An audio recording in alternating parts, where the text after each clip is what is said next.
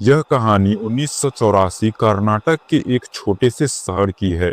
शहर में कई दिनों से काफी हलचल मची हुई थी। रोज रात में शहर का कोई ना कोई मर्द घर से गायब हो रहा था। यह खबर सुनकर वेंकट नाम का एक रिपोर्टर उस शहर में पहुंचा। शाम के कुछ 6 ही बजे होंगे, पर शहर के लोग जल्दी जल्दी अपनी दुकानें बंद करके घर लौट रहे थे।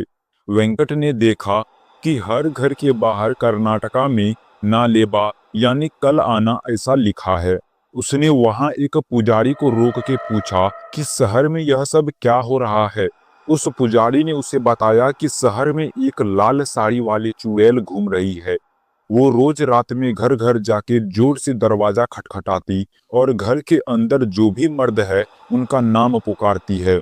कोई भी आदमी उसकी आवाज को नजरअंदाज नहीं कर पाता और दरवाजा खोल देता है।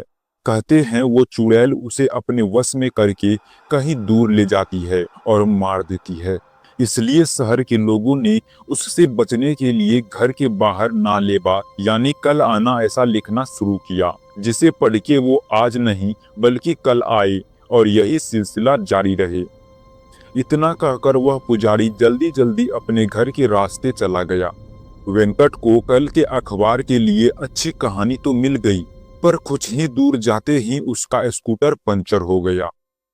अंधेरा हो चुका था और सब लोग अपने घर के अंदर जा चुके थे।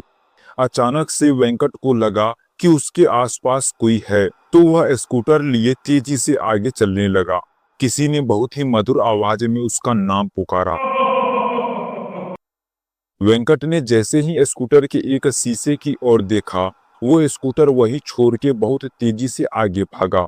वो एक छोटे से मकान में जाकर छिप गया और दरवाजा अंदर से कस के बंद कर दिया।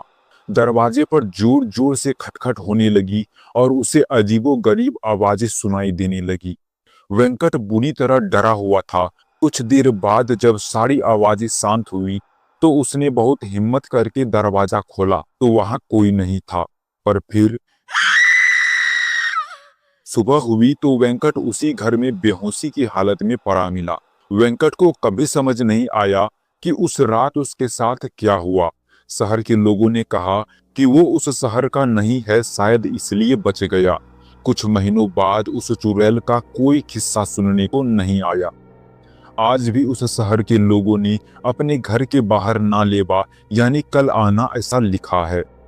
फिल्म स्त्री इसी सच्ची कहानी पर आधारित है। सब्सक्राइब करिए और देखिए हर रोज एक दिल दहला देने वाली हॉरर स्टोरी। और अगर आपके पास भी कोई ऐसी कहानी या अनुभव है तो हमें कमेंट में जरूर बताइए। धन्यवाद दोस्तों।